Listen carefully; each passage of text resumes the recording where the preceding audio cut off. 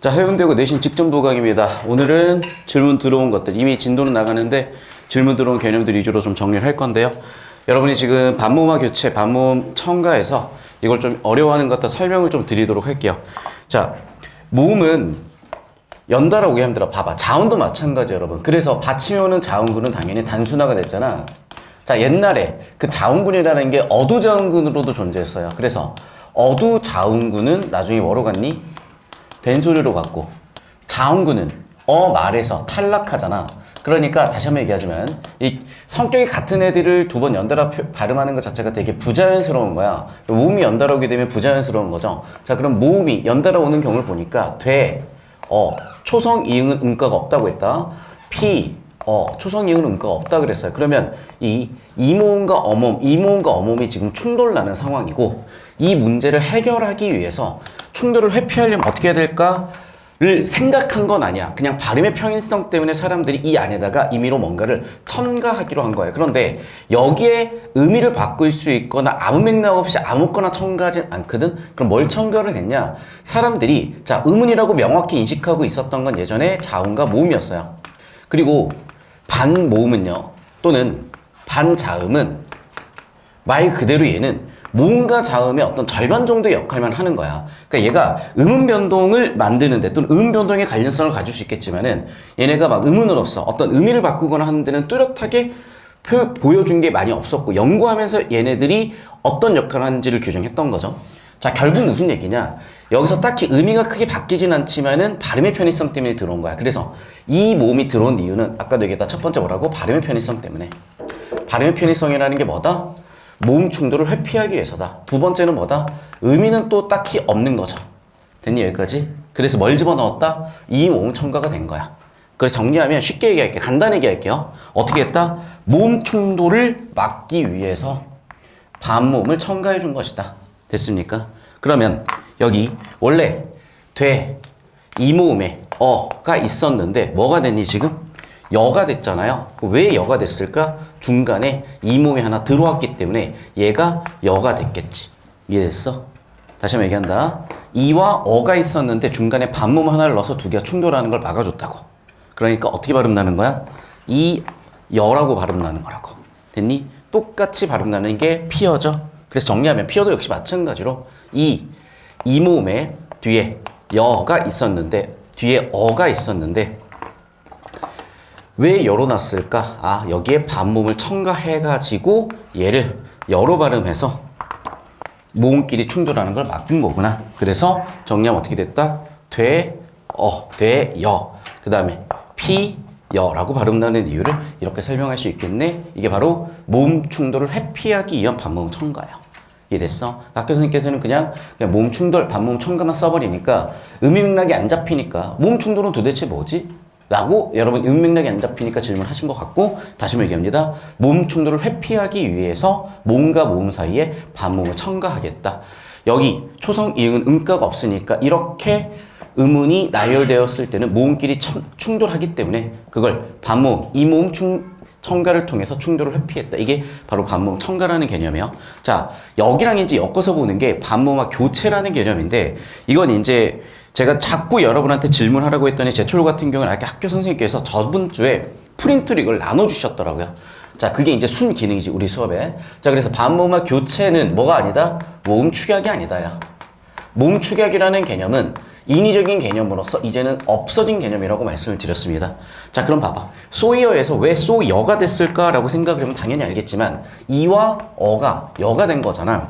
자, 그러면 이 더하기 어가 여가 될 수가 있나? 없잖아. 그럼 뭐 때문에 됐을까? 얘가 뭐가 됐을까? 이 모음으로 바뀌었기 때문에 반모음 플러스 단모음이 이중모음이 된다는 건 알고 계시죠? 다시 한번 쓴다. 뭐라고? 반모음 플러스 단모음이 이중모음이 된다라는 건 알고 계시는 거고, 자, 개수 변동이 있다 없다? 없다라고. 하나 더하기 하나가 두 개 되는 거니까 이중모음은 두 개라고 얘기했다. 자, 반면에 얘는 그럼 어떻게 되는 거야? 첨가니까 당연히 하나 더하기, 자, 원래 노란색들은 하나였는데 여기에 뭐가 들어와 있다? 이 모음이 하나 더 들어와서 얘는 하나가 플러스된 하나, 둘, 세 개가 되는 거야. 얘가 두 개가 얘들아.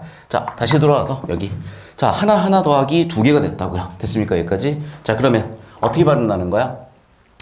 원래는 쏘이어였는데 여가 된 이유를 설명을 하는 거고, 다시 한번 얘기하지만 여기 나온 이 모음이 반모음으로 바뀌었다.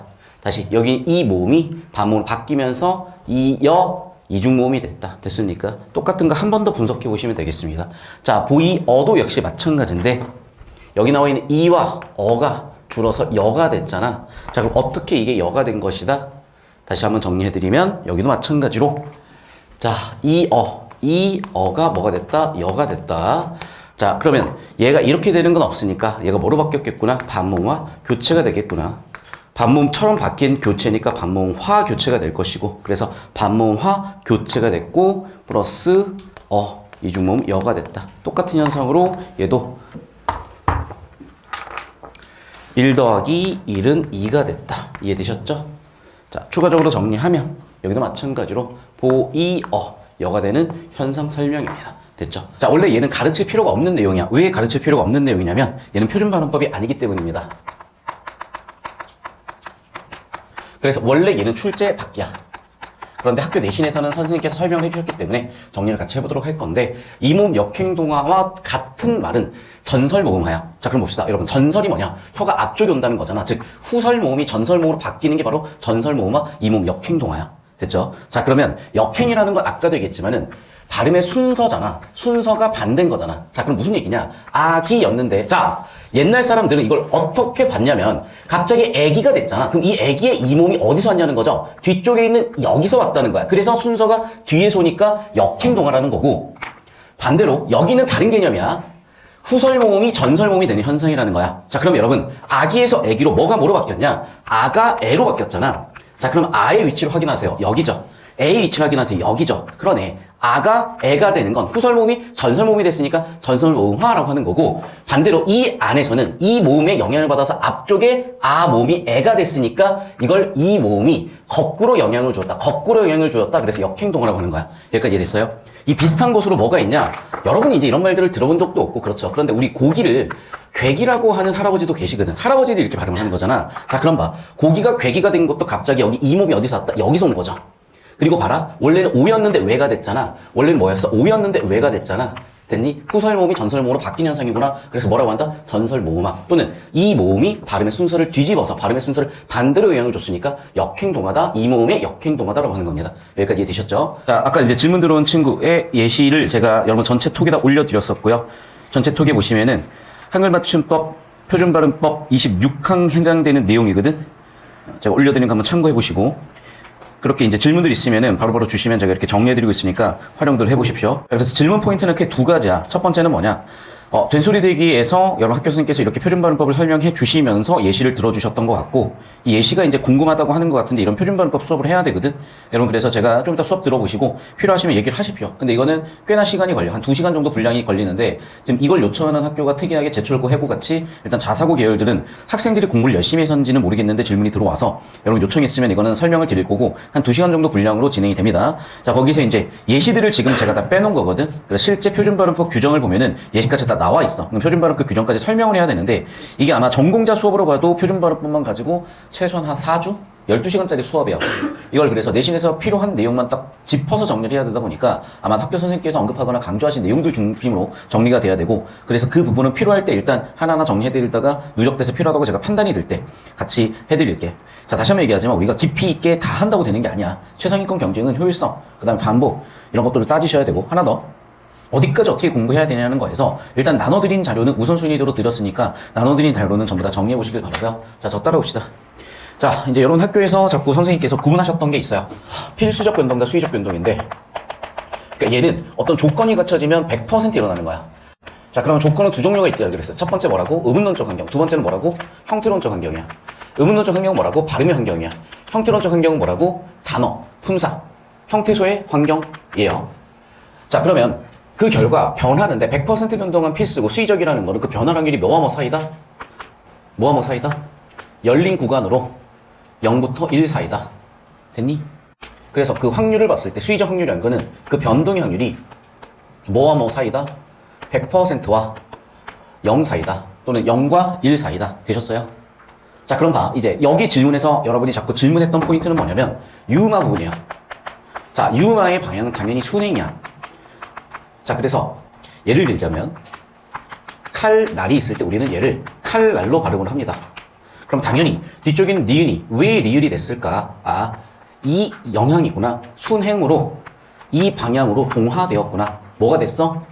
리을인 유음이 됐구나. 그래서 유음하구나 까지는 다들 하셨을 건데, 자, 이거를 여러분 학교 선생님이 뭐 굳이 강조를 했다면 강조했다고 볼 수 있는 내용인 무슨 얘는 필수적인 것이고, 자, 그러면 수의적인 것도 있다는 거야. 그럼 수의적인 건 어떤 경우냐? 유음화가 역행동화 될 때야. 자, 그리고 역행동화되는 환경을 봤더니 100%는 아니야. 심지어 한자도 100%는 아니야. 근데 일단 고유어에서는 아예 일어나질 않아요. 그리고 언제? 한자어의 상당 부분은 역행동화가 일어나더라는 거지. 됐어, 여기까지? 자, 그럼 예시로 뭐가 있었냐? 권력 같은 게 있었다고요. 우리 얘를 어떻게 발음하지? 권력이라고 발음을 한다고. 자, 그래서 권력으로 역행으로 리을로 바뀌었잖아. 역행, 리을, 유음화 됐고, 순서는 어떻게? 거꾸로니까 역행동화구나. 이번 질문은 또 이제 추가로 똑같은 음변동 환경에서 뭐는 유음화가 되고 뭐는 비음화가 되는 걸 지금 질문한 거거든요. 자, 지금 아까 이제 설명했던 내용이 덧붙여서 갑니다. 아까 설명했던 내용에 이어서 얘를 붙여주시면 되고요. 자, 아까 설명했던 내용. 자, 유음화가 순행동화, 역행동화 두 가지가 있다고 그랬었고, 순행동화는 아시다시피 정리가 되는데, 역행동화는 수의적 동화이기 때문에, 수의적 변동이기 때문에 환경에 따라 결정이 되는데, 고유에서 일어나지 않고 한자에서 일어나더라. 자, 또 두 번째. 그럼 봐봐. 얘는 결국에는 비음한지 유음한지가 사실 헷갈리잖아. 얘는 공권력 같은 경우에는 어떻게 되니? 공권력이잖아. 그럼 얘는 또 비음화가 돼버렸네. 맞아? 그러니까 자, 정리하면 이제 이거예요. 얘는 역행동화로 영향을 줬고, 얘는 이렇게 되면 뭐야? 또 순행동화인 거지. 자, 그럼 봐, 이제 얘는 역행동화고 얘는 순행동화인데, 여러분 이제 공부를 깊이 있게 하다 보니까, 아니 똑같은 음운변동 환경에 똑같은 형태론적 환경, 다시 똑같은 음운론적 환경에 똑같은 형태론적 환경 아닙니까? 왜? 니은 리을이잖아. 왜? 니은 리을이잖아. 맞니? 두 번째, 형태론적 환경도 역시 마찬가지로 한자어잖아요. 똑같이 니은, 니을 순서대로 왔고, 형태론적 환경도 똑같이 한자어잖아. 자, 그런데 이제 좀 더 디테일하게 파다 보니까 이런 거야. 우리가 봐봐. 권이라는 말을 따로 쓰진 않아. 력이라는 말도 따로 쓰지 않아. 합쳐서 권력이라고 쓰죠. 자, 반대로 공권력도 역시 마찬가지인데, 그러면 또 웃기는 거야. 여기 있는 권은 또 혼자 쓰진 않잖아. 역도 혼자 쓰진 않잖아. 그렇다고 공권만 따로 쓰진 않잖아. 이해됐어? 그러니까 사실은 얘는 기준이 모호해요. 기준이 모호하기 때문에 당연히 얘는 학교 문법이 아니야. 당연히 학교 문법이 아니니까 당연히 시험 범위가 아니어야 되는데, 학교 선생님이 다뤄주셨다면 설명이 필요한 거고, 학교 선생님께서 이게 시험 범위가 아니다, 여기까지는 안 묻겠다라고 하시는 게 상식적이고 정상적인데, 일부 학교 선생님께서 이거는 수능 범위는 아니지만 그냥 다루겠다라고 하시면 다뤄지는 거고, 일단 학교 선생님께서는 시험 범위가 아니라고 하신 것 같은데, 여러분 학교 내신 교재 오른쪽 날개 이름이 있었나 봐요. 그래서 뭐냐, 얘가 좀 더 의미관계가 밀접하면 이렇게, 얘가 의미관계가 좀 더 떨어질 수 있으면 이렇게 쓰인다고 하는데, 그렇다고 보기에는 또 얘랑 의미관계가 얼마나 밀접한지를 나누는 기준이 더더욱 또 모호하다는 거야. 사실 얘는 아까도 얘기했죠. 내가 저 학생이 질문했을 때 뭐라고 그랬어? 기준 없다고 했잖아. 그러니까 여러분 단계에서는 기준이 없다고 봐야 되는 거야. 이해되셨어? 다시 한번 얘기한다. 뭐라고 설명하냐? 둘의 의미관계가 밀접하냐, 상대적으로 덜 밀접하냐. 아니 도대체 그 상대적인 기준은 뭔데? 없다고 하는 게 맞아. 왜? 시험으로 내야 되잖아. 우리가 지금 서술형 평가로 논술하는 게 아니잖아. 어느 정도 알고 있는지를 물어볼 수가 없어. 그럼 뭐야? 옳고 그름이야. 그냥 OX야. OX 판단하는 데 있어서 기준이 없는데 어떻게 판단을 하겠어? 당연히 시험 범위는 아닌 거야. 다만 공부하시면서 막힐까봐 제가 다시 한번 덧붙여서 정리해드린 겁니다. 여기까지 이해되셨습니까? 자, 해운대고 내신 직전 부강입니다. 자, 우리 흥민가 9일차 볼 거고요. 학교 선생님 필기를 잘 해주시긴 했는데 추가적으로 좀 디테일하게 출제될 수 있는 것들 살펴볼 겁니다. 자, 첫 번째 파란색으로 제가 써드릴 건데 일단 대꾸 보입니다. 자, 여기서 대꾸인 거지. 자, 그럼 봐. 대꾸만 있니? 아니면 동일통사구조야? 유사통사구조야? 동일통사구조도 보이죠? 자, 통사구조 잡아봅시다. 아버님께서 나를 목적어 낳으시고, 어머님, 아빠가 나를 낳았다고? 어머님이 나를 기르시고, 뭐 그냥 비유적 표현이겠죠. 그래서 대꾸 통사구조고, 구가 대응되고 있으니까 대꾸다 통사구조 딱 보시면 되겠죠. 자, 두 분 곧 아니시면 이 몸이 살았을까? 학교 선생님께서 곧을 강조보조서라고 친절하게 써주셨던 거 챙겨놓으시고, 자, 이 몸이 살아있을까? 안 살아있지. 당연히 답정너 서리법도 학교 선생님께서 다시 한번 강조해 주셨네요. 보시면 되겠고, 하늘 같다. 무슨 법이다? 은유법이다. 2번 제가 추가로 해드리는 거 은유법. 자, 가 없느니, 여기서 이제 가. 그러니까 우리가 길가. 됐어? 가라는 건 어떤 끝, 한계를 얘기하는 거야. 그래서 가가 없다, 끝이 없다, 한계가 없는 은덕이다. 어떻게 다 같겠습니까? 라고 얘기하신 거고, 그럼 봐봐. 지금까지 나온 일수의 주제는 당연히 홍거야. 그럼 아시다시피, 여기다 3번에 씁시다. 유교적 가치관이 글의 주제인 것이고, 그러면 이제 부모님과 관련된, 효와 관련된 내용들이 여기 나와 있겠구나. 그러니까 내용적으로는 당연히 유교적 가치관 중에서도 효에 관련된 내용이 여기서 나오겠구나. 정리해보시면 될 것 같습니다. 자, 그 다음에 혹시 뭐 추가적으로 필기 뭐 관련해가지고 하실 얘기 있으면 저한테 설명하시면 될 것 같고, 쭉 한번 이어서 이제 두 번째 칠수를 보실 텐데, 이거 지금 얘만 나올 게 아니라 지금 훈민가 전문 한번 보긴 봐야 될 것 같거든. 그래서 정리해서 좀 이따 같이 한번 볼 거고, 일단 내신 필기 좀 정리해서 보도록 할게요. 자, 내 아들 효경 읽더니 얼만큼 배우니? 내 아들 소학 모르면 마치도다. 자, 여기도 마찬가지로 지금 네 번째 대꾸라면 대꾸죠. 그런데 봐, 이건 동일한 통사 구조이니 유사한 통사 구조이니 비교해 보셔야 되는데, 봅시다. 너의 아들 관형사가 아니지. 뭐냐 이거는? 네 아들, 너의 아들. 뭐야? 대명사야? 아니면 관형사야? 자, 모르겠어? 상관없어. 자, 첫 번째, 너의 아들 이 효경을 읽었죠. 내 아들은, 내 아들 소학은 모르면 마치도다. 자, 봐봐. 이런 보조사가 문장의 역할, 문장 안의 성분의 역할, 격을 결정하진 않아요. 그럼 봐. 전체에서 봐. 서술어 잡아. 배웠다죠? 아들이 효경을 읽고 배웠죠? 아들이 소학을 마치죠? 그럼 보시면 알겠지만 얘는 위쪽은 서술어가 두 개고 아래쪽은 서술어가 하나죠? 당연히 동일한 통사 구조는 될 수가 없는 거야. 그래서 동일한 통사 구조다, 유사한 통사 구조다 해서 봐봐. 얼만큼, 모래면 이런 거는 유사한 통사 구조는 될 수 있겠지만 동일 통사 구조는 안 되는 거니까 체크해 두시고. 자, 그럼 봐봐. 지금 둘 다 뭐 하고 있니? 공부하고 있죠? 어느 때 이 두 글을 배워 얻을 것을 볼까라고 서리법이야. 자, 그런데 질문. 이 얘기는 무슨 얘기야? 공부 언제 끝나? 이런 얘기를 하고 있는 거잖아. 언제 어지러지겠어? 이런 얘기를 하고 있는 거잖아. 그럼 비꼬거나 비판적이거나 그런 게 아니라 그만큼 학문의 길이 멀다라고 해석을 하셔야 되겠네. 여섯 번째. 학문의 길이 멀다. 계속해서 볼게요. 마을 사람들아, 옳은 일을 하자스라라고 했는데 학교 선생님께서 청형이라고 해주시면 일단 청형으로 결정하시고. 자, 여러분, 청형과 명령형의 차이가 뭐니? 좀 더 정확하게 얘기하면, 자, 화자와 청자 중에 화자와 청자가 합집합으로 같이 하자. 그러면 청형이고, 명령형은 누구만 해라? 청자만 알아요. 이해되셨어요? 화자, 청자가 같이 하는 게 청유, 명령형 뭐다? 청자만 하는 거라고. 됐어? 자, 계속해서 그럼 봐봐. 마을 사람들아 라고 불렀으니까 무슨 법이라고 할 수 있겠다? 8번 돈호법이라고 할 수 있겠다. 자, 그럼 봐봐. 돈호법을 만드는 이 안은 무슨 조사야? 혹격조사라고 할 수 있겠다. 자, 그래서 혹격조사, 돈호법 정리해 두시고. 자, 마을 사람들한테 뭐뭐 하자라는 거는 청유 또는 권유 또는 학교 선생님 청유라고 하셨으니까 청유라고 쓰시고, 뭐 하자? 학문하자 또는 수양하자 또는 옳은 일 하자 이렇게 됐죠. 자, 그럼 여기서 사람이 되다라는 것도 다 유효적 가치관이 것이고, 옳은 일을 못하게 되면 마소, 짐승 같다는 얘기죠. 그러니까 인간이면 인간답게 라, 소말처럼 짐승처럼 하지 마라 라고 뭐 했어? 인간과 자연물을 대조했죠. 근데 일반적으로 자연물을 좀 더 긍정적으로 보는 대조가 많지만 여기서는 자연물을 부정적으로 인간을 긍정적으로 보는 유교적 가치관에 따라서, 도덕에 따라서 얘기하고 있는 거니까 이분은 좀 특이하게 한 번 더 짚어보시면 되겠습니다. 자, 그 다음 봐봐. 뭐뭐 하랴. 여기도 무슨 법이야? 서리법 보이셨을 거고. 계속 보겠습니다. 팔목 쥐시거든 두 손으로 받치리라. 나갈 때 계시거든 막대를 들고 조치리라. 벌써 무슨 얘기 같냐? 그렇죠. 이제 할아버지들, 할머니들, 거동이 불편하시니까 거동이 불편하신 할아버지 할머니들을 공경하자. 노인 공경이다. 이런 내용이 보이셨을 거고. 봐봐. 바친다라고 하면 되는데 바치리라라고 얘기했잖아. 바치리라라고 했잖아. 봐. 이건 봐. 뭐뭐 하겠다라는 의지 표출이죠. 봐봐. 간다라고 하면 되는데 가노라도 의지 표출이야. 됐죠? 그래서 의지 표출에 뭐가 쓰였다? 미가 쓰였다 또는 조가 쓰였다. 정리해 놓으시면 되겠고. 오늘도 다 세웠고요. 호미 메고 가자. 뭐 하고 있어? 일 좀 하자. 이런 얘기를 하고 있고. 자, 서로 뭐 하겠다? 상부상조하겠다. 도와주겠다. 이 부분이 상부상조야. 자, 아침에 일어나기 힘들잖아요. 그런데 일어나서 일하러 가자. 이쪽이 근면이 될 것이고. 그리고 여기도 마찬가지로 근면이 되겠죠. 됐습니까? 자, 필기해 주시고. 내 논 다 매거든. 네 논도 메워주마. 자, 내 논을 다 맨다면 너의 논도 좀 매자. 라고. 자, 무슨 구조? 동일한 통사 구조 보이실 거고. 자, 하나 더. 이런 것들은 전부 다 뭡니까? 호미, 논, 이런 거 전부 다 뭐냐? 뽕, 누에, 전부 다 뭡니까? 자, 일상 소재일까? 아닐까? 판단해 보시고. 농촌. 여기서는 과거 시대니까 향촌이라고 표현할 건데, 왜냐면 향촌이라는 거는 농촌에서 플러스 공동체라는 의미가 담겨 있다고 보시면 돼요. 그래서 공동체까지도 보시면 되겠어요. 자, 향촌 공동체라는 단어 기억하십시오. 선지 나올 겁니다. 자, 일상이 아니야. 그 시절 사람들한테는 일상이 맞죠. 왜? 그 시절 사람들은 80% 이상이 농부였으니까. 이해되셨어? 필기하셔야 되더라. 멀뚱멀뚱 보고 계시면 안 되고, 80% 이상의 직종이 농사였기 때문에 그래서 일상이야. 여기서 현대사회에서는 일상이 될 수 없는 거고요. 되셨죠? 여기까지.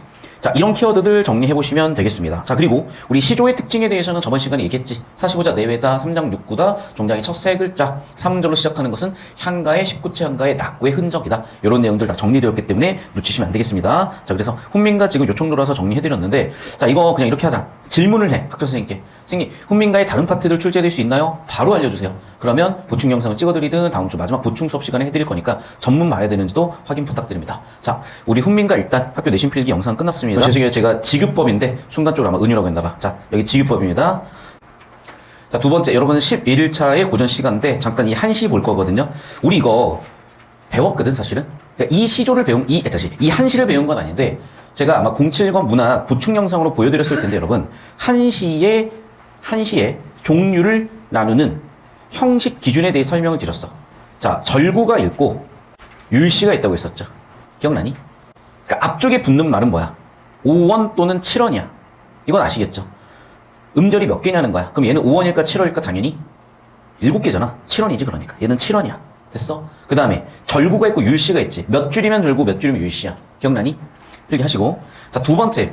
한시의 가장 큰 형식적 특징. 이런 글자 수를 맞췄으니까 당연히 뭐가 생기겠어? 운율이 생길 건데요. 여기서 하나 더 본다. 자, 특히 우리 운율 중에 자, 머리 두운, 허리 요운, 다리 가군이 있다 그랬었다. 자, 얘는 가군이 있는데 문제는 뭐냐? 너희가 한자를 못 읽잖아.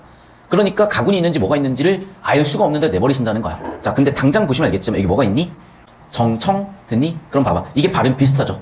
정 또는 청, 됐어? 이런 게 지금 가군이라는 겁니다. 그래서 혹시나 이 부분, 왜냐면 제가 이제 고등학교 다닐 때, 아니, 한자를 모르는데, 운율을 물어보면 어떻게, 아니, 우리는 이제 한글로만 읽었을 거 아니야. 그러니까 이제 이렇게까지 나와버리면 여기서 이제 애들이 한번 터지더라라는 걸 제가 학교 다니면서 경험을 했기 때문에 정청, 가군 놓치지 말고 기억을 하시길 바라고요. 됐습니까? 여기까지? 자, 그래서 형식적 특징에 대해서 얘기를 했고, 자, 일단 제목 자체가 사청사우인데, 사청사우. 청, 맑을 청자고, 비가 오는 거잖아. 맑았다, 비가 왔다, 변덕스럽다, 이런 얘기를 하는 거고, 그럼 뭐가 변덕스럽다는 건지 하나씩 볼게. 언뜻 깨었다가 다시 비가 오고, 비 오다가 다시 개인이. 자, 그럼 봐. 여기서 확인할 수 있는 건 뭐냐면, 첫 번째, 변덕이라고 읽을 수도 있겠고요. 또는, 변덕이라는 건 좀 부정적인 의미야. 변화라고 볼 수도 있어. 변화는 가치 중립적인 표현이야. 세 번째는, 순환이라고 볼 수도 있어요. 근데 순환이라는 거는 부정적으로 일반적으로 가지 않아. 얘는 중립 또는 플러스적인 관점들이 많아. 됐어? 그래서 자연의 변덕, 변화, 순환까지도 여기서 읽을 수가 있습니다. 자, 그런데 봐라. 이런 자연을 얘기하는 이유가 뭐겠어? 자연을 세팅하고 나서 뭐라고? 인간사를 얘기하기 위해서. 됐니? 그래서 우리 자연을 바탕으로 깨달음. 자연을 바탕으로 인간사의 비교를 통한 깨달음을 확인하기 위해서야. 그래서 자연의 섭리가 있든 인간의 섭리도 있다는 거죠. 그럼 얘들아, 이걸 변덕이라고 봐야 되겠어? 순환이라고 봐야 되겠어? 순환, 즉 질서라고 봐야 되는 거죠. 그래서 글의 주제는 자연의 섭리가 있든 인간에도 뭐가 있다? 질서가 있다. 그래서 첫 번째의 주제는 질서다라고 정리해 놓으시면 되겠죠. 자, 그럼 봐. 학교 선생님께서 이 괄호를 묻고 하늘의 도가 이 괄호를 지시하는 거다라고 하는 것도 잡아두셔야 돼. 됐니? 그러면 지금까지 나와 있는 첫 행을 집약한 단어를 찾아 쓰시오. 첫 행을 집약한 표현을 찾아 쓰시오라고 했을 때 뭐라고 찾아 쓰시면 되는 거야? 얘를 찾아 쓰시면 되는 거야. 됐어? 그래서 서술형이 나올지 안 나올지 객관식으로 나올지 모르겠으나 다시 한번 얘기하지만 집약하는 어휘를 찾아 쓰시오. 안 보인다고 우리가 이거를 의식해서 학습하지 않았다면 정리해 두시고요. 자, 두 번째, 하늘의 도와 동의어가 뭐지? 세상의 인정이야. 한 단어로 줄이면 인정이야.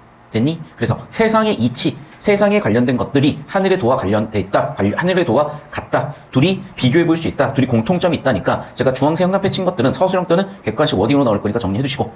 자, 나를 기리다가 문득 나를 돌이켜 나를 헐뜯고. 그럼 봐봐. 누가 나를 기리고 누가 나를 헐뜯을까? 뭐가 생략돼 있어요? 그렇죠. 주어 생략이야. 남들이 나를 칭찬하기도 하고 문득 돌아서서 나를 헐뜯기도 하죠. 그럼 봐봐. 나를 기리다, 나를 헐뜯다. 무슨 법이라고 할 수 있겠어? 3번 대꾸법이라고 할 수가 있겠네요. 자, 그럼 봐. 사람들 왔다 갔다 하는 거지. 그럼 봐봐. 나를 헐뜯고. 그럼 그게 싫으면 공명을 피할 수도 있겠으나 반대로 스스로 공명을 구하기도 하더라는 거죠. 역시 마찬가지. 무엇을 피하다, 스스로 공명을 구하다, 역시 대꾸법 보이셨을 거고. 변화를 얘기하고 있네요. 여기도 계속해서. 근데 여기서는 봐봐. 변화라기보다는 약간 변덕. 부정적인 것에 가깝지. 왜? 나를 찬양하는 사람들이 갑자기 나를 헐뜯으니까. 그리고 부귀공명을 피하던 사람이 또 부귀공명을 구하기도 하고 있으니까. 즉 무슨 얘기라고 봐야 될까? 그래. 세상이 그렇듯 인간도 그러하던데, 자, 이 부분은 봐. 질서가 그러하던데 여기는 조금 이 질서에 대해서, 인간의 질서에 대해서 약간 부정적으로 보는 것 같아요. 그래서 씁시다. 인간 질서. 변덕. 그런 변덕에 대한 깨달음이라고 보시면 될 것 같아. 자, 그럼 봐. 이 부분에 대해서 성경우정 OX 가능하다고. 왜? 지금 내가 뭘 봤는데? 비가 오는 걸 봤잖아. 즉, 뭔가 내가 관찰했잖아. 그래서 앞쪽, 뒤쪽에 내가 깨달으니까 성경후정도 가능은 한데 이 부분도 학교 선생님에 따라서는 맞다 틀리다 얘기가 있으실 수는 있어. 혹시 모르니까 필기는 해두시고요. 자, 계속해서 볼게. 꽃이 피고 집니다. 봄이 그걸 다스릴 수 있다 없다? 없대요. 산이 가고 구름이 오대. 역시 다투지 않는데. 자, 그럼 봐봐. 어찌 다스릴 수 있을까가 첫 번째, 수용일 수도 있고 관조일 수도 있어요.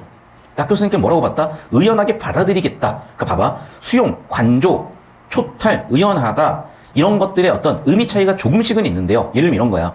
수용 이런 거는 좀 더 수동적인 것에 가깝고요. 내가 받아들이긴 받아들이지만 능동적으로 받아들이는 건 뭐 의연하다 이런 어휘로 볼 수가 있을 거야. 그래서 선생님께서는 좀 더 긍정적인 능동적인 수용적 자세로 의연하다라는 워딩을 쓰신 거고, 왜? 산이 굳이 다투지 않는다, 이 다투지 않는다라는 표현 때문에.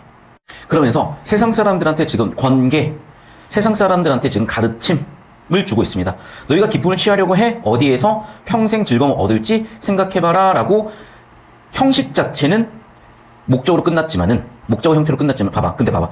너 어디서 평생의 즐거움을 얻을 것인가를 생각해둬라라고 했으니까 굳이 여기 따지자면 무슨 법? 도치법 쓰인 건데, 문제는 얘가 뭐니까? 한시니까, 한시에서는 이게 또 도치법이 아닐 수가 있는 거거든요. 그래서 일단 필기는 해두시고, 왜 얻을 것인가를 알아두라. 목적어 서술어가 이렇게 이어져 있잖아. 굳이 따지자면 그래서 행간걸침이 될 수도 있겠고 도치법이 될 수도 있는데, 이게 한시다 보니까 거기에 대한 이견이 있을 수도 있어서 역시 학교 선생님 필기를 바탕으로 비교해서 참고해 보시길 바라고, 일단 이 정도 정리하면 될 것 같다. 그래서 계속 뭐냐? 일단 첫 번째는 이겁니다. 형식이 어떻게 된다? 네. 자연물을 먼저 세팅하고 나서 인간과 대조를 통해서 인간사의 깨달음을 얻는 요 구조인 것이 계속 반복되고 있으니까, 다시 자연문과 인간의 대조, 그 대조를 통한 깨달음이라는 구조가 반복되는 게 보이실 겁니다. 그래서 정리해 두시고, 혹시 여기서 뭐 추가로 얘기할 거나 질문할 게 있으면은 좀 같이 한번 받아볼게. 추가 질문 있습니까?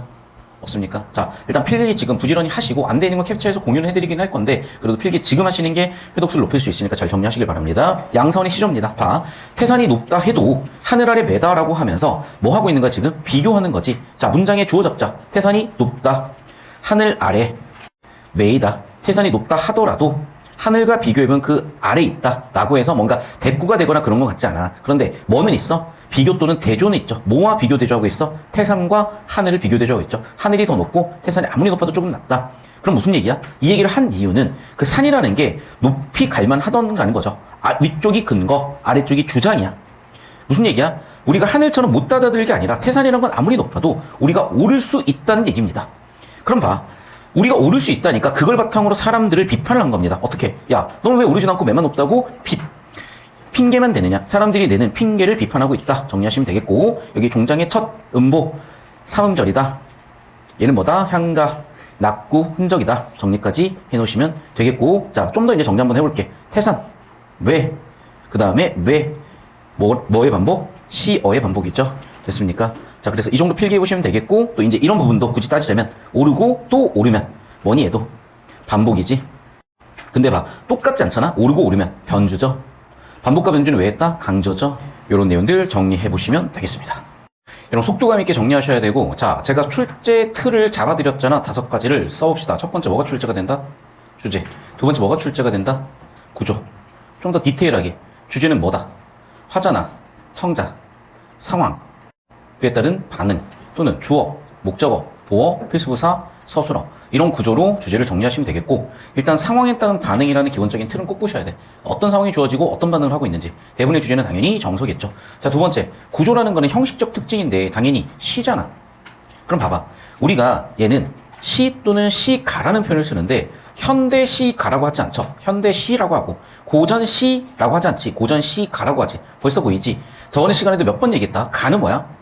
그래, 노래야, 노래. 그렇기 때문에 노래가 되려면 얘는 실제 악보에 써졌고, 악보에 4분의 3박자, 3분의 3박자, 우리의 전통의 악보였었던 정간보 위에 써졌고, 그러다 보니까 뭐가 있어야 된다? 얘는 정형이 있어야 된다. 그래서 정해진 형태를 따르는 정형시였고, 반면 현대시는 그런 게 깨졌으니까 당연히 뭐겠어요? 자유시겠죠. 그런데 일부 정형시의 흔적이 있다라고도 하겠지. 자, 두 번째. 그럼 정형시니까 딱 보여. 그러니까 눈에 보이니까 외적으로 형태가 드러난다고 해서 외형유리라고 한다고 배웠었고, 여기는 내재유리라고 한다고 당연히 배우셨겠죠. 그 다음에 하나 더. 당연히 그 주제가 뭐냐고. 감정 표출했잖아? 그러면 서정시라고 하는 거야.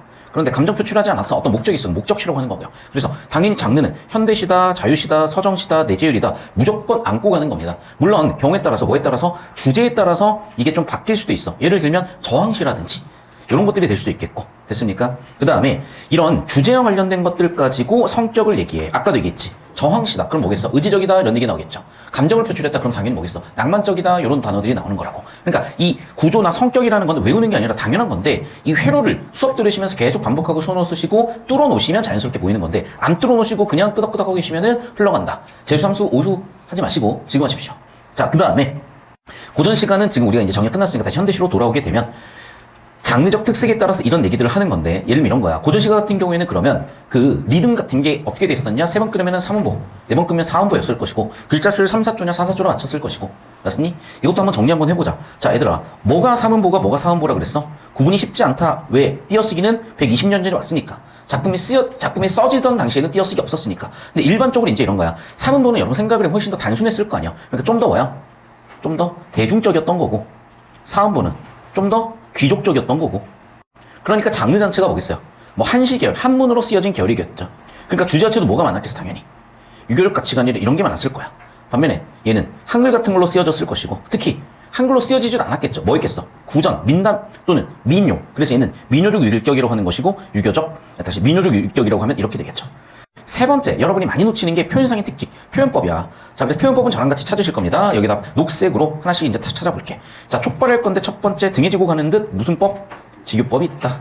자, 내용은 파란색으로 정리를 한번 해볼 건데요. 맨 처음에 촉발이었어. 자, 뭐로 촉발했어? 얼음으로 촉발을 했어. 그럼 봐, 얘들아. 얼음이라는 걸 딱 보는 순간 우리는, 자, 2번. 얼음은 눈으로 볼 수 있죠? 시각 정보도 있죠. 근데 얼음이 덥진 않을 거 아니야. 두 번째. 그럼 무슨 정보? 촉각적 정보도 있겠어요. 그럼 봐. 얼음은 등에 지고 가는 것 같대요. 얼음을 등에 진다? 봐. 등에 진 건 보이진 않는 거지. 그럼 촉각적 정보로 춥다라는 이미지가 올 것이고. 자, 춥다라는 건 무슨 얘기야? 실현이거나 뭐 기타 등등의 의미가 될 수가 있는데 여기서는 무슨감? 계절감인 거죠, 그러면. 자, 그럼 무슨 얘기야? 이 첫 번째 주는. 그렇지. 계절의 변화를 비유한 거죠. 자, 무슨 얘기냐? 자, 우리 생각을 해보자. 겨울이 있다고 해볼게. 겨울을 뭐로? 얼음덩어리로 한번 표현해볼게. 됐니? 겨울이 지나면 뭐가 오니? 꽃피는 봄이었어요. 아, 그래서 꽃 그려놓은 거야? 그럼 봐. 지금 얼음을 등에 지고 가는 듯 하대요. 누군가가 그러면 얼음을 이렇게 등에다 지고 지금 가는 거잖아. 그럼 누군가가 얼음을 등에 지고 갔어? 아, 겨울이 가고 봄이 온다는 얘기로 비유하는 건데 봄은 아직 오지 않은 상황인 거죠. 봄이 멀다니까. 자, 그럼 봐봐. 계절의 변화가 있으나 아직은 더딘 거고. 계속해서 먼저 든 햇빛에 개나리 보실보실 피어서. 자, 보실보실은 무슨 음성상징어인데 의성어야 의태어야? 의태어, 형태. 자, 하나 더 얘기해 볼게. 여러분이 아마 학교에서 질문하지 않았니? 의성 의태어는 품사가 뭐다? 부사다. 라고 일단 정리해 놓고 합시다. 아닌 경우도 있으나 한 8, 90%가 부사였고, 그래서 의성 의태어는 부사다라고 정리해 놓으시면 될 것 같아. 자, 그 다음 봐봐. 개나리 보실보실 피었다. 부사어 의태어로 표현을 했고, 보실보실 피어서 무슨 법? 모르시겠으면 최소한 우리 3번, 4번. 봐. 개나리라고 하는 순간 개나리는 뭐니? 개나리는 뭐야? 노란색. 그럼 시각 정보라고 볼 수가 있을 것이고, 개나리 보실보실을 다 시각 정보라고 볼 수가 있을 것이고, 하나 더 봐봐. 우리 지금 봄이라는 것을 여러 가지로 표현할 수가 있거든요. 근데 봐. 봄을 지금 어떻게 표현했어? 등에 지고 간다라는 구체화시켜서 표현했지. 이렇게 구체화시켜서 표현하는 것을 무슨 화라고 한다? 형상화라고 한다. 다시, 봄이라는 추상적인 개념을 구체적인 얼음의 등을 주고 한다, 또는 개나리로 표현했으니까 이걸 뭐라고 한다? 형상화라고 한다. 자, 그런데 봐. 봄의 속성을 드러낼 수 있는 대표 소재로 얘기했다. 그걸 무슨 법이라고 그런다? 7번 대유법이라고 한다. 대유법은 제유법과 환유법이 있는데 속성을 대표해서 표현할 수 있는 게 환유. 여러 가지 소재 중에 대표 소재가 제유인데 봄의 속성 중에 소재를 표현했으니까 이게 환유라고 보셔야 될 것이고, 더군다나 아까 제가 얘기했었던 뭐 노란빛이라는 시각 정보에 플러스 뭐도 있다? 뭐도 있다? 뭐도 있다? 색채어도 있다. 색채어가 있으니까 당연히 색채 이미지고 뭐고 다 되었겠죠. 자, 하나 더 얘기해보자. 여기 나와 있는 정이라는 감정, 정서의 어휘가 있습니다. 그럼 감정, 정서의 어휘에 주체를 물어볼 수 있거든. 여기서 주체는 누굴까? 당연히 생략된 화자겠죠. 화자가 이 감정의 주체인 거야. 9번도 정리해보겠습니다. 자, 차츰. 자, 그럼 봐봐. 차츰이라는 게 어떤 어휘다? 시간의 변화를 알려주는 어휘다. 10번. 시간 변화. 지붕이 겨울짐을 부릴 때도 되고 집 사이에 쌓은 울타리를 헐 때도 된다. 사람들 그 이야기를 가장 먼 데서 시작할 때도 온다라고 하면서 시간 변화에 따른 계절의 변화를 얘기하고 있고요. 그래서 봄은 사랑의 계절이다. 모든 거리가 풀리면서 멀리 간 것들이 다시 돌아온다. 서운하게 갈라진 것까지도 돌아온다. 그러니 돌아선다. 자, 그럼 봐봐. 봄이 오는 계절 변화를 계속 반복해서 보이고 있는데, 자, 이 반복을 여러분이 틀을 잡으실 때, 자, 이런 거야. 내용적인 틀을 잡으실 수도 있겠고 구조적인 틀을 잡으실 수도 있어요. 자, 그런데 내용적인 틀이라면 대표적으로 시, 단어 같은 게 반복되는 거야. 근데 구조라는 거는 일단 첫 번째 문장 구조를 잡으시면 돼요. 자, 그러면 여기서 가장 영어에서도 배우다시피 문장 성분에서 제일 중요한 게 뭐라고 배우셨지? 동사야. 여러분, 영어 문법 문제의 60% 이상이 동사 관련된 문제들이라 잘 생각해 보시면 알겠지만, 자, 그럼 여기도 우리는 영어의 동사, 구에서는 서술어가 되겠죠? 서술어에 V라고 써볼게. 그럼 봐봐. 지붕이 겨울짐을 부리다. 집 사이에 쌓인 울타리를 헐다. 사람들이 그 이야기를 가장 먼 데서부터 가장 멀다, 시작한다, 온다. 벌써 서술어가 되다, 멀다, 몇 개야? 쌓다, 하나, 둘, 셋, 넷, 다섯, 여섯, 일곱, 8개나 있어요. 여기까지 되셨어? 그럼 계속 서술어 반복인데, 보이시죠? 반복. 뭐뭐 할 때도 온다, 뭐뭐 할 때도 된다, 뭐뭐 할 때도 되고 된다. 됐죠? 반복 보이셨을 거고, 이 반복 이상으로 중요한 게 있어, 얘들아. 그럼 봐라. 지붕이 겨울짐을 부린대요. 겨울짐. 여기서 겨울짐은 그러면 원관념이 당연히 뭐겠어? 눈이겠지. 됐니? 원관념을 생략하고, 원관념을 위쪽에 나와 있고, 겨울짐이라고 표현했으니까 여긴 다시 최소한 11번, 12번 비유는 되겠죠. 됐죠? 자, 그 다음 봐봐. 집 사이 쌓은 울타리도 결국 뭐겠어요? 눈이지. 눈이 울타리처럼 쌓여 있는 거죠. 됐어? 그래서 겨울짐, 울타리 전부 다 뭐야? 눈이 쌓여 있는 풍경을 비유한 거다. 이렇게 정리하시고, 눈 쌓인 풍경에 해당하는 단어를 찾아 쓰시오. 겨울짐, 울타리 같은 거 찾아보셔야 됩니다. 됐어? 자, 하나 더 볼게. 하나 더. 주어는 뭐야? 지붕이야. 겨울짐을 부린다야. 당연히 무슨 법 됐어요? 의인법 됐죠. 다시. 지붕이 겨울짐을 부린다. 필기 안 하냐? 빨리 해, 얘들아. 지금 해. 언제 가서 할 거야? 자, 그리고 봐. 사람들이 그 이야기를 가장 먼데도 시작할 때도 온다인데, 잘 봐. 여기 온다의 주어는 누구야? 뭐가 온다야? 생략된 눈이 온다지. 이해됐어? 눈은 스스로 오는 건 아니지만 눈이 온다라고 표현했으니까 최소한 무슨 법? 화류. 그리고 의인도 가능해요.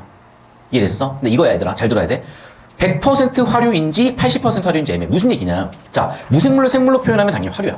그런데 이게 생물의 속성인데 그게 정보가 아주 불충분할 때가 있어요. 마찬가지야. 이걸 사람의 속성으로 볼 수 있을 정도로 정보가 충분하냐 아니면 그냥 생물의 특성이냐 애매한 부분들이 있어. 그러니까 사실 화류와 의는요. 일단 첫 번째 교집합 관계가 있다고 보셔야 되는 거고. 그럼 봐봐. 봄이 온다. 강아지 부르면 오잖아. 맞죠? 근데 봄이 부른다고 오는 건 아니잖아. 그러니까 봄은 무생물이고 추상적인 관념인데 그걸 구체화시켰고 그걸 생물처럼 표현했으니까 당연히 화류도 돼. 그런데 봐봐. 온다라는 건요. 의지라든지 행동 변화가 있는 거잖아. 인간의 속성으로 보면 당연히 의인도 되겠죠. 그래서 여기 화류와 의인도 정리해 보시면 되겠고 계속 볼게. 그래서 봄은 사랑의 계절이고 모든 거리가 풀리면서 멀리 간 것들이 다 돌아온다라고 하면서 봐. 봄은 사랑의 계절이다. 모든 거리가 풀렸다. 멀리 간 것들이 다 돌아온다. 서운하게 갈라진 것까지도 돌아온다. 모든 처음에 그 근원에서 돌아선다라고 하면서 계속 비슷한 내용들 반복 보이셨을 겁니다. 되셨죠? 여기까지. 자, 계속 나무는 나무로 꽃은 꽃으로 버들까지는 버들까지로 계속해서 뭐하고 있어? 역시 반복하면서도 변주 보였을 거고 13, 14 계속해서 죽은 것과 산 것이 서로 돌아서서 그 근원 상견례를 이룬다. 얘들아 봐봐. 상견례가 뭐 인사를 한다는 거잖아. 자연이 어떻게 인사를 하니? 당연히 이것도 무슨 법? 의인법이야. 다시 한번 얘기하지만 화류법도 가능하죠. 무생물인데 생물의 속성을 표현했으니까 인간이 아닌데 인간이 표현했으니까 당연히 의인법과 화류 둘 다 가능한 파트입니다. 여기 서로 돌아서다. 여기도 의인법과 화류법 되는 부분이니까 정리하시고. 꽃은 짧은 가을에 어디쯤 갔다가 노을꼬리가 오는 큰 길어진 해를 따라 몇 천리나 와서 오늘 어느 주변에 찬란한 꽃밭을 이루는가. 계속해서 뭐야? 가을, 겨울 지나서 봄까지 왔다는 걸 얘기를 하는 겁니다. 결국 봄으로 오는 그런 표현들을 다들 알고 있는 거고. 다시 디테일 놓치면 안 됩니다. 자, 여기도 다시 한번 볼게. 꽃은 짧은 가을에 어디쯤 갔다가 노을꼬리만큼 무슨 법? 직유법도 보이셨을 거고. 자, 그럼 꽃은 갔다가 다시 한번 얘기할게. 이것도 뭐라고? 의인법, 화류법도 쓰인 거고. 길어지는 봄 해를 따라서 몇 천리나 와서 오늘 어느 주변에서 따랐다 왔다 이런 것도 전부 다 뭐니? 의인법과 화류법 되는 것도 체크해 주시면 되겠습니다. 다락에는 묵은 빨래 뭉치도 풀려서 봄빛을 따라 나왔다. 자, 봐봐. 뭐가 따라 나왔어? 빨래 뭉치가 봄빛을 따라 나온 거야. 여기도 마찬가지 또 의인법 쓰인 거 보셨을 거고. 산골짜기에서 겨울산 뼈를 씻고 졸졸 흐르는 시냇가로 간다. 다 뭐라고? 씻었다, 간다, 따라 나왔다. 전부 다 의인법이라서 학교 선생님께서 의인법 체크해 주셨습니다. 되셨습니까? 정리 한번 해서 보시고. 따라서기 전에는 자, 첫 번째 나와 있는 거는 거리가 좁혀졌는데, 자, 봐봐. 여기는 사실 물리적 거리라고 보셔야 될 것 같고요. 자, 두 번째. 아무것도 가진 것 없이 보이는, 아무것도 피울 수 없는 것처럼 보인다. 지급법 보이실 거고. 자, 계속 봐. 자, 빨간색으로 볼 건데, 없어 보이다. 없을 것처럼 보이다. 비슷한 억구의 반복이죠. 유사한 식구의 반복이죠. 자, 그런데 봐. 질문. 동일시와 반복되니? 되죠. 아무, 것. 됐습니까? 여기는 동일이야. 뒤쪽은 뭐야? 유사야. 아무것도 가진 것이 없다. 아무것도 가진 것이 없다. 아무것도 피울 수가 없다. 주어 수수로니까 얘만 또 놓고 보면은 동일 통사 구조 반복될 수 있어요. 그래서 봐. 비슷 유사 식구 또는 통사 반복되고요. 동일 통사도 반복이 돼. 그럼 봐, 얘들아. 하나 더. 보니까 없이 보이다, 없을 것처럼 보이다. 아무것도 가진 것, 아무것도 피울 수 보시면 조금씩 바뀌었잖아. 이런 걸 뭐라고 한다? 반복도 되지만 변주도 된다. 겨울 들판을 거닐어 봤대. 매서운 끝자락도 맞을 만치 맞아보면 오히려 따사로움을 알았다. 자, 학교 선생님께 역설법 쓰셨는데 얘들아, 역설법을 정확히 설명드리면 이런 거야. 자, 여러분, 뭔가 존재한다라고 써보자. 우리가 존재. 그럼 봐. 전체 집합 중에 봐. 존재하는 영역이 있으면 나머지는 존재하지 않는 거죠. 됐어? 이 둘의 관계 같은 거야. 즉, 무슨 얘기야? 존재와 존재하지 않음은 교집합이 있다 없다 존재하지 않는다거든. 됐어? 그런데 잘 들어. 모순은 뭐냐면 절대로 동시성립 불가능한 애들이 동시성립 한다는 얘기예요. 교집합이 존재한다는 얘기야. 자, 무슨 얘기냐? 그럼 봐, 얘들아.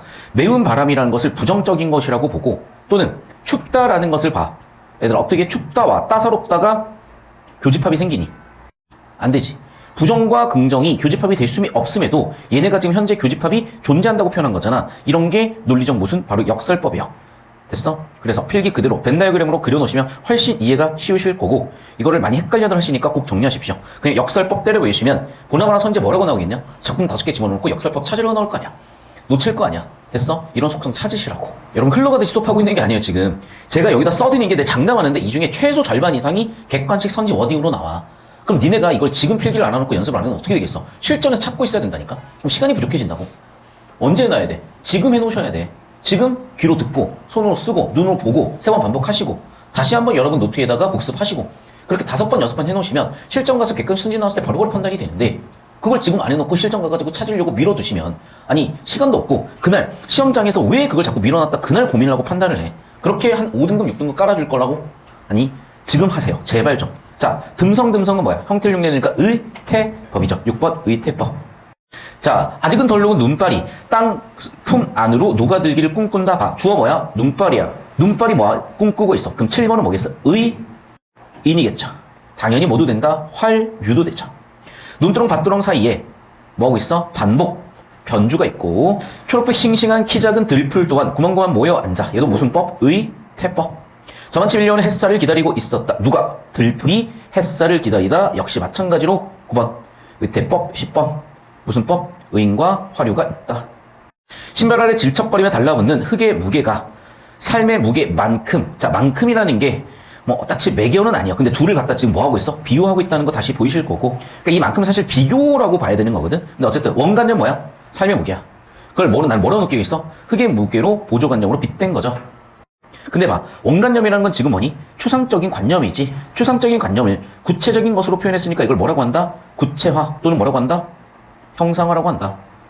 자, 여기서만큼은, 자, 그럼 하나 더 질문. 얘는 무슨 심상이야? 무게는 어떻게 느끼니? 촉각적 심상, 촉각적 심상.